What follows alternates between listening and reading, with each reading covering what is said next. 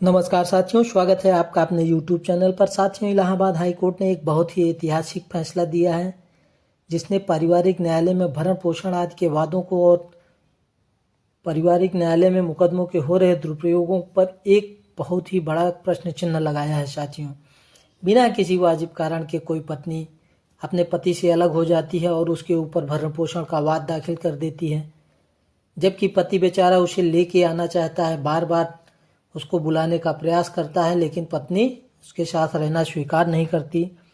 न्यायालय के आदेशवश पति को उसको भरण पोषण देना पड़ता है।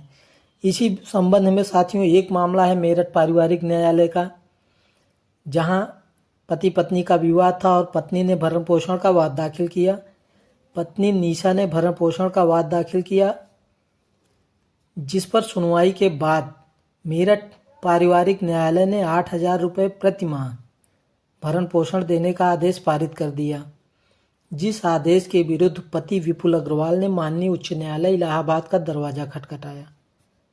याची विपुल अग्रवाल के अधिवक्ता ने उच्च न्यायालय में दलील दी कि पत्नी निशा विवाह के कुछ समय बाद ही छोटे बच्चे को लेकर ससुराल से मायके चली आई।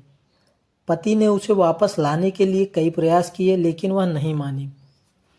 मध्यस्थता के दौरान भी पत्नी ने पति के साथ जाने से मना कर दिया। वो बिना किसी वाजिब कारण के पति से अलग रह रही, जिस पर माननीय उच्च न्यायालय इलाहाबाद के न्यायमूर्ति सुभाष चंद्र शर्मा जी ने कहा, ऐसे में 8,000 रुपये प्रति माह भरण पोषण सहानुभूति के आधार पर तय कर प्रावधानों का उल्लंघन है। हाईकोर्ट ने पति की निगरानी याचिका को स्वीकार कर लिया और कहा कि बगैर किसी ठोस कारण के अगर पत्नी अलग रह रही है तो वह भरण पोषण की हकदार नहीं है।